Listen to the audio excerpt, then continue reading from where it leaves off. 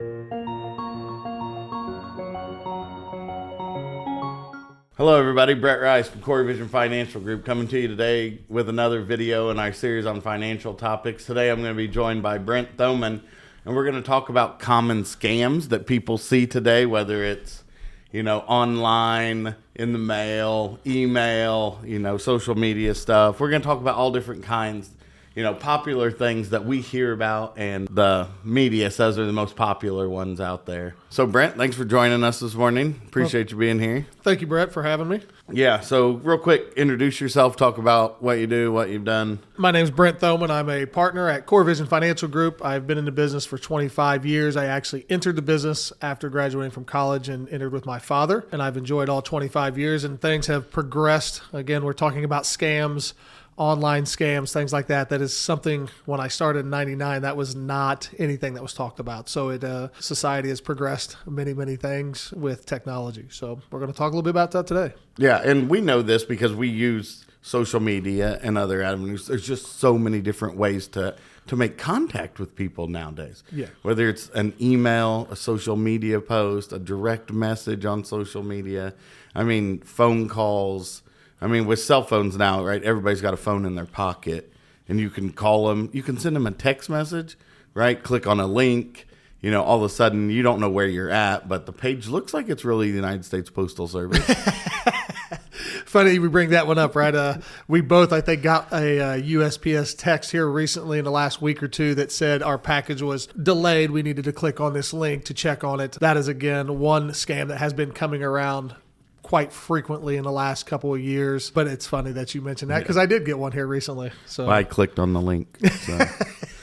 All right, so let's talk about what are the common types of scams that people can be on the lookout for.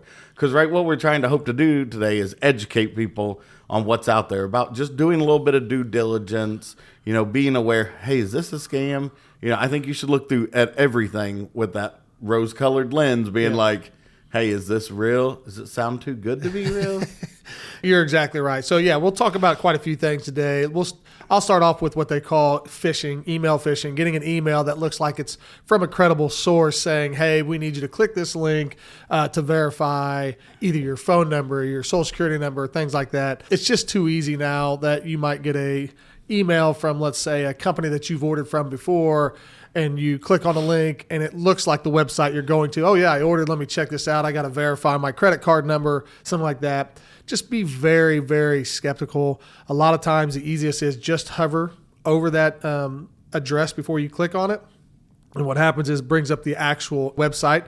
So be very careful of just clicking on right away any kind of link in your email. Also talking about fake websites, social engineering. So just meaning that you may get a post from someone that it's been hacked. Their social media has been hacked. Said, hey, I'd want to be friends again. You're like, well, I thought we were already friends. Be very careful that sometimes your friends will send out saying, hey, don't click on this. This is a fake. Just be very careful of being, I would say, over exuberant to get ready to do that. Like, oh yeah, this is my friend. I got to do this again. Just again, take your time. Make sure that any text that you get is from a reliable source. Don't be so quick to click on that. That's really the biggest thing we're seeing when it comes to social media, to email, to text, things like that. So yeah, again, a lot of opportunities out there. My personal email, I bet I get 40 emails a day that are potentially phishing, or trying to steal my identity, all that stuff. And you look at it and you're like,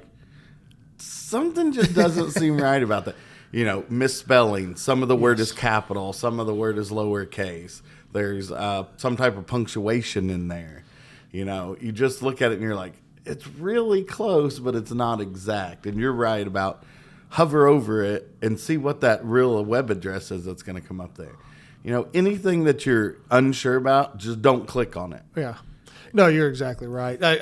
It is funny that you say about the punctuation. Sometimes we just kind of skim over things and it looks like there's no issues, but read through that. Like you said, it could be all capital letters or lower letters or misspelled words.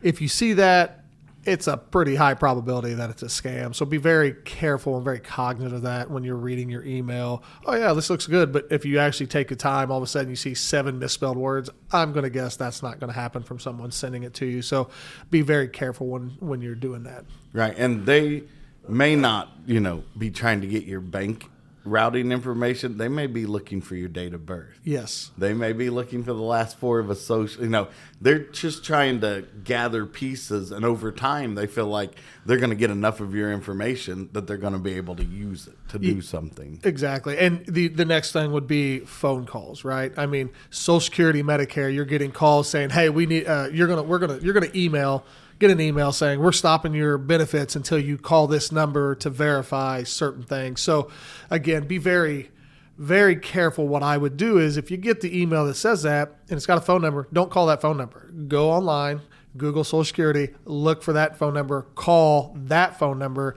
and verify. Most likely they're going to tell you, no, there's no issues. We're not stopping.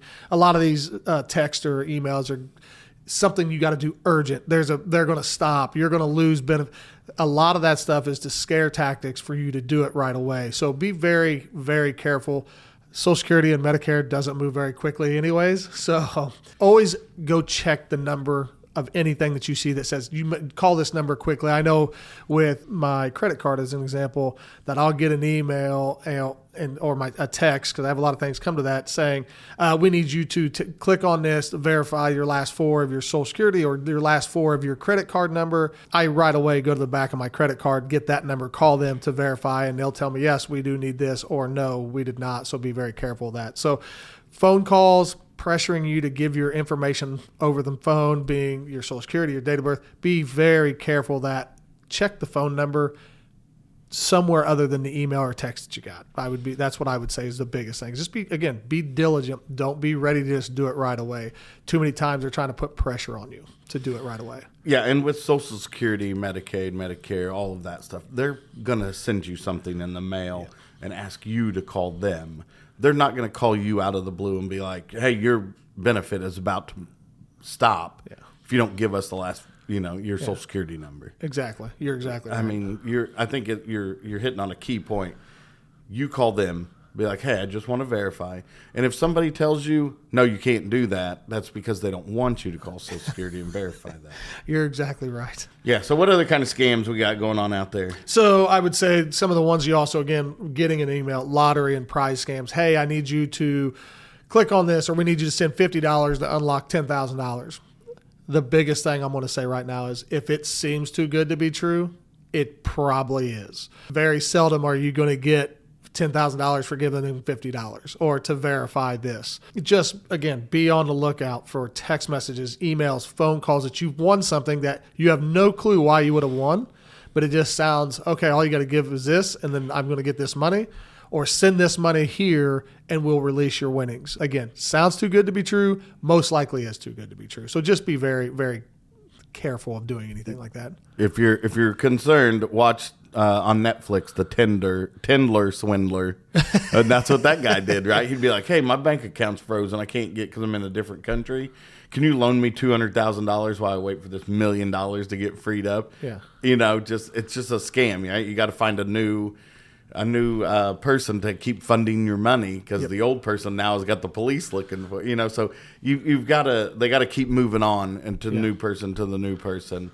So I think some of that stuff just doesn't feel right. Yeah. And that kind of leads into the next thing, right? The romance scams. Yeah. So romance scams are something newer where you're going through social media, it's online, talking to someone, not for days, not for weeks, for months, and getting a personal connection. And then all of a sudden saying, hey, we buy my plane ticket to come down and see you, or hey, I got to get this car. If I can get this car, then I can come down and we'll be together. Again, I know it's tough. It's more of an emotional thing that you've made a connection over months period of time, but this is what they're doing, right? I mean, they're trying to get a connection with you to make you feel comfortable enough to send something, send money, send whatever it is. And they may even say, I'm on a boat and out of touch. I can't communicate with anyone, but I need you to send me $10,000. Yes, exactly. I mean, once you get an emotional connection, these scammers know what to say and what to do to get you to feel good about doing this. Just be very, very careful if talk turns that way. Not that you can't find someone, right? But when the talk turns to, I need this and I need that money-wise, be very skeptical. Again, just be very diligent in what you're doing, because if they get it once, they're going for it again. Yep. And if they get the information, then they're just going to use it. So again, that is something that's happened more recently in the last, well, let's say 10 years, maybe, maybe a little bit With the longer. rise of social media. Social and media. the ability to connect with people in so many different ways. Yeah. You know, like Facebook groups is a pretty common way that those happen. Yeah. You find a common interest or, a common connection, and then you build that relationship based upon that. And then the next thing you know, you've been, like you said, you've been talking to this person for 3 months. Yeah. You feel like you know them. And all of a sudden, out of the blue, they're like, hey, I got this situation I got to get fixed. I need $10,000. Yeah. Right? And then that's $20,000. The next thing you know, you've given them $50,000 and you've never met them. Yeah, I think they call that catfishing, right? I think that's what they call that when it comes to the romance part. So again, just be very diligent in any type of emotional connection or emails or text or anything like that. The other one, I mean, this is not on the romance side, but home improvement schemes, right? You have a major storm go through, whether it's hurricanes, whether it's tornadoes, and you have people coming in, well, we'll fix the roof in 3 days and we only need $2,000, knowing that to do a roof is $8,000 or $10,000 or $12,000. Again, if it sounds too good to be true, I want to say this 100 times. If it sounds too good to be true, it probably is. Do your due diligence and get some other quotes, 3 or 4 different quotes just to see, because they could be, hey, you give me that up front and I'll get this done. You give it up front, they're gone. You're out. And there's not much you can do because this happens a lot across the country when, unfortunately, preying on devastation, right? I mean, that's a lot of that happens. Or it could just be you want to get a contractor that's going to redo the kitchen, right? I mean, give me 2/3 of it up front. They come and do a couple days work, and all of a sudden you can't get a hold of them. They won't come back, and you're out 2/3 of that money, and you've got 1/3 of the work done, and they're gone. So yeah, you hear those stories pretty frequently, even locally here. You'll be like, hey, this guy started a job, and now I can't get him to show up and finish it. Yeah. Do your due diligence. Get multiple quotes. Especially during like storm recovery or whatever, a lot of those people are like got the symptoms of some of these other scams. Yeah. Urgency, a little bit of pressure, those type of things to where you're like, you know what, I'm not comfortable doing this. Yeah. I feel like I'm being made to do, you need to take a step back and just be like, hey, look, I'm going to get some more quotes. You're exactly right. And again, it's your money. It's your time. Don't feel like you have to do what they're saying. I would say other things they call the robocalls, telemarketing, where you get a call and you answer the phone, but there's a silence or a click. And then all of a sudden, and I know this happens this actually happens with reputable businesses, but for the most part, you answer, say hello, there's no call, there's no answer. And then all of a sudden you say hello again, and then something clicks on. There's a lot of times it's just who will pick up first, and then we'll talk to them. Again, be very careful of giving out your information, your pertinent information, your social security, date of birth, your address, whatever it is. They're just looking, or fake charities or things like that. Hey, we're from so-and-so, and if you buy this for $20 or $100, we'll send you this for whatever it is. That it's just a way to nickel and dime you, and then once they get information, once they get that first one, then guess what? It's off to the races for them. But the telemarketing scams, again, we've talked about. I would say now phones are a little bit better. You see potential spam. I'm a big believer that if I don't know that number, I'm going to let it go to voicemail, and if they'll leave a message. If it's important, they'll leave a message, and I call them back. But a lot of the phones now say potential spam, things like that. So just, again, be very careful of just picking up, answering, and again, do not give out pertinent information. Even if they say they're from your bank, say, okay, no problem. I don't have time right now. Go look up your bank's number and then call them and say, hey, I got a call. Did you guys call me for this reason? That's the best way to handle things like that. So that's what I would say. Yeah, I've done that before, and my bank's like, yeah, we've been trying to get a hold of you about a fraudulent charge. And you're like, oh, okay. Well, now I feel better. I called the bank, and they verified it, than just some automated voice calling me saying, hey, this is your bank's fraud department. And you're like, yeah, I don't know if this is. Yeah. So, it doesn't hurt anything for you to hang that call up, call your bank directly, and just verify that information. Yeah. I mean, you have to protect your information. You're exactly right. I mean, it does seem inconvenient for you to hang up and call back, but that few minutes may save you months of heartache of having to close accounts and start up and try to get money back. All I can say, and I know, Brett, you'll agree, is sounds good, too good to be true, don't do it. If it sounds if you feel a little uncomfortable, don't do it. Always do your due diligence. find out the numbers of whoever's calling you, go look up that number and call that number back and say, hey, I just don't have time to talk to you. I'll call back. And then go look up the number and call back to the bank or to whoever it is, your mortgage company or whatever it is that was calling you, Social Security, Medicare. Again, most likely Social Security and Medicare, you're getting something in the mail anyways. Again, they're not usually real quick. So for them to call you and say you're going to lose all your benefits tomorrow if you don't verify this information, don't. Call back. You ever seen the U.S. government do anything over here? Not ever been very quick. We'll say that. So again, our biggest thing is just be aware that there are things out, people and whatever, trying to scam you as easily as possible.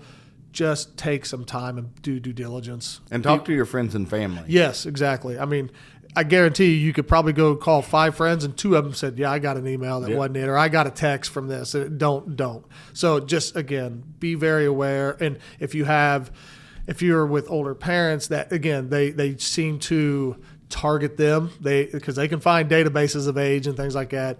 They're going to target them, especially on the phone and through mail. Right. Send this in, just be aware and talk to those people and make sure that they're not getting scammed. If they call you and say, hey, I got a call, say, oh, you didn't do anything, right? Let's check this out first. So again, just be on high alert when you get calls you don't feel comfortable or not sure of. Anything else you'd like to throw in closing here? No, again, just be very diligent. Too good to be true. Don't do it. Let's be honest. I mean, we all want the fast, easy things, but most of the times those don't come through. So just be very diligent and just be aware.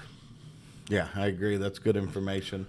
Again, everybody, Brent Thoman, Brett Rice, coreVISION Financial Group. Please go to our YouTube page and subscribe so you can get notified when we post new videos. We've been posting new content, a couple times a month now here in 2024. So just to be aware of when we post a new video, go there and subscribe. We appreciate your time. Thank you very much for watching the videos. Thank you very much for having me, Brett. Yep, thanks for being here.